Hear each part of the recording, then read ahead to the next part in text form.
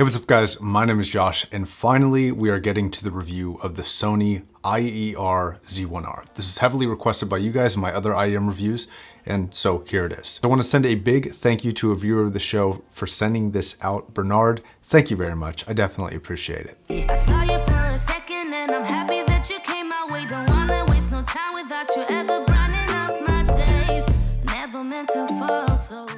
The first thing I want to talk about, and the entire reason why I made the unboxing video, was because of the build. The build is one of the more incredible things about this headphone. Now, what I mean by build is actually referring to the construction. There are a number of design choices that I think lead to what I consider to be not a very comfortable headphone, but it's undeniably very well made.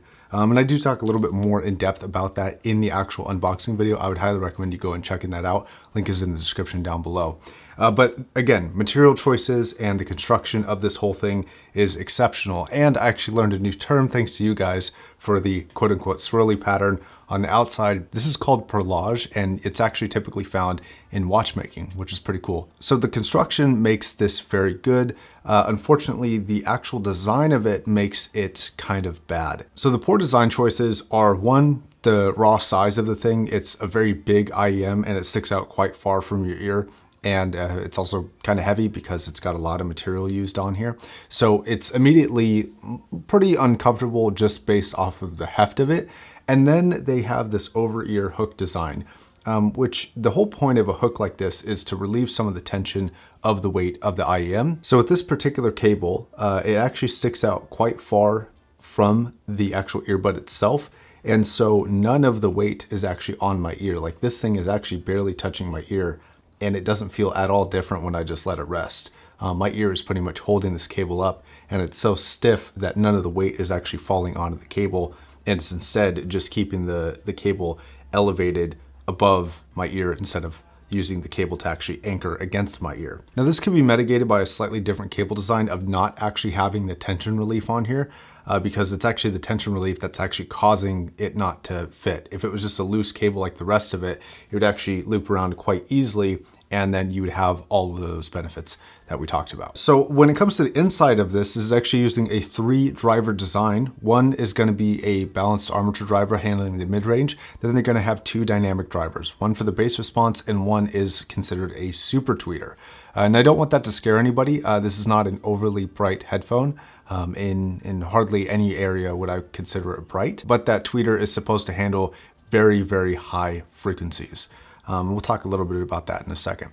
Regarding what you need to drive this thing, it's actually a fairly demanding in-ear headphone compared to some other IEMs that I have here. And this is definitely an IEM that I would say you want an amplifier with. It doesn't have to be anything crazy over the top. Just make sure it's clean. And the benefits of using an amplifier here are a bit better staging from, comparison to a phone, for example. Better, faster bass response, and you definitely want that with this. And just overall enhanced clarity and control. Like, it's a fairly obvious difference between an iPhone and even a decent amplifier. Now, while that is recommended, I'm not going to say that's necessarily required. It will work off of a phone, but it definitely sounds better off of an amp.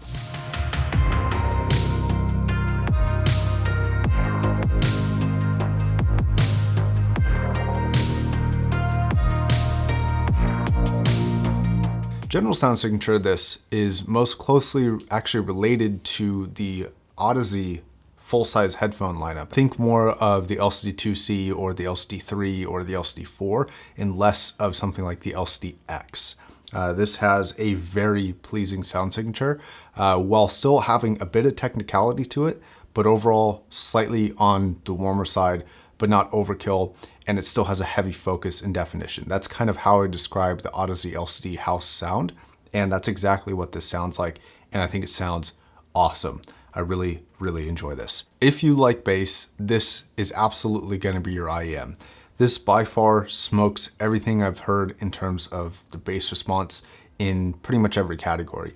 It's got a large amount, but it's super well controlled and super fast. And this is actually one of the areas that really reminds me of the higher end LCD line, is the speed of the bass response. So it's got all the impact, it's got all the air movement you would want, all that deep sub bass notes that you would want, but it's also got the speed and the obvious control and the cleanliness to go along with it. There's a little bit of bloat in certain songs, but I suspect that that is actually due more to the recording and less to the headphones, because there are other counterexamples in the same frequency range that sound incredibly clean. But it was something that did pop up here and there. But again, probably the songs, but just to mention it here. But the sub bass is really where it stands out above other headphones that have good bass, but not great bass. The control and the very fluctuative nature, the high dynamic range capability of the bass response, it's excellent, and I cannot speak highly enough of it. Now, what I also like is the placement of the bass, and this is again going to go into that really high quality bit. It's super capable in terms of how it presents itself. So if you have a song that's really kind of stuffed in your face and really hitting you hard with, you know, all those low frequencies, it can kind of sound like that. It can kind of sound overwhelming at times, just depending on what the recording is doing. But then you listen to something a little bit more natural or more in the recording and less artificial. Think the Nightfall album, that's a jazz album from Till Bronner. Heavy focus in the bass response on that song or on that album. And this handles that bass response just beautifully. Like it's like a painting. It's great. Okay. Mid-range here is one of the more interesting areas and something that I like, but I don't love. Now, the LC2C has some of the best vocal performance. And I know I'm comparing these to full-size headphones. That doesn't really make any sense, but I'm just trying to draw the most apt comparison that I can make. When it comes to the vocal response of something like a 2C, that's going to have incredible, warm, lush, rich mids. And that's something that is a little bit lacking on this headphone, especially when you compare it to some others, like the A8000 here, for another example. This definitely has vocal separation, and it's got vocals that I would consider to be fairly good, but they do lack a little bit of richness and warmth that I would like to see. This might be a benefit though, without it getting, it might stop it from getting too dark in the sound signature, which I consider this to be just warm enough without major sacrifices in other areas. And so it's got that balancing act really well, and the introduction of more lower mid-range might ruin that a little bit. So mid-range and vocal response, I'm going to consider pretty decent, but not the best. Think 8 out of 10. So treble. Treble's a weird area. The S's are occasionally hot. If you're listening to anything that has slightly overemphasized S's, you're definitely going to know. It's not sibilant, and it's not nearly as bad as some other balance armature drivers that I have heard, like the Mass Drop Empire Ear Zeus has far more pronounced S's.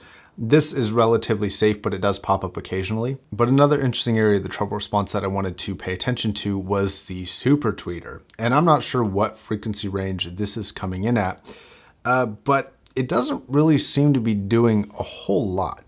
There is definitely information in the top end, like above, I'd say 10, 12K. There's certainly information there, and it is accessible, but it's not at all coming forward in a kind of a super pushed way. And I don't know if this is a good thing or a bad thing. I would assume if you're going for a warmer sound signature, this is actually a good thing, but then I kind of have to question the reason why to put a super tweeter in there in the first place. And I have another example here. So this is a Fur Audio M5. This is a 5-driver setup. It's got one dynamic driver for the bass response, 3 balance armature drivers for the mid-range, and actually an electrostatic driver for the top end. So for that headphone, they put an electrostatic driver in there for the treble response to emphasize it, and it works. It works really, really well. But it also draws attention to that area and makes it sound very, very pleasing. And so when you put in a super tweeter, I would imagine that you'd want to draw attention to the higher end frequencies. Now, you wouldn't want the attention to be overwhelming, but you would want to have it be an area that is very clear and crisp. So for the treble response, I think I'm going to overall wrap this up in calling it sort of strange. It's oddly detailed, but also very pleasing. It's got, again, this balancing act down really, really well with an overall slightly warmer tilt. It's not going to be overkill for those of you who don't like treble very much, but it's present enough for those of you who do like treble to be able to find, but it's not really going to be as forward as some other IEMs in a similar price category.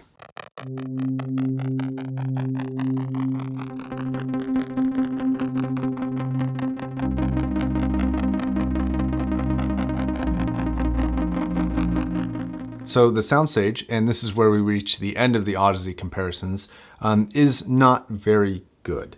It's okay. You know, it's got Soundstage, it's got decent imaging, but when it comes to like a $2,000 IEM, there's really nothing about this that particularly stands out. You had something like the Dito, which actually has smaller sound staging than this, but it's got better layering. It's got better kind of placement of the instruments within the given soundstage that it does have.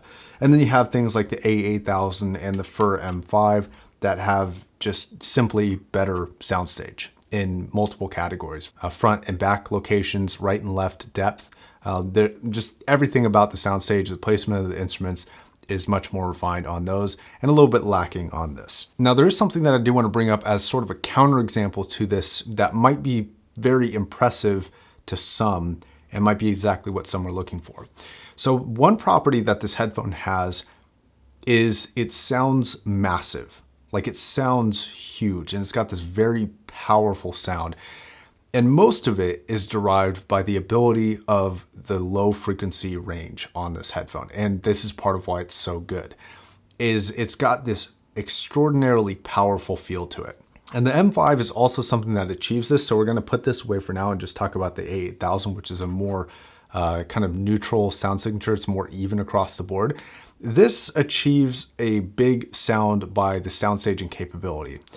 And it sounds wide, but it doesn't sound huge. It doesn't sound grand.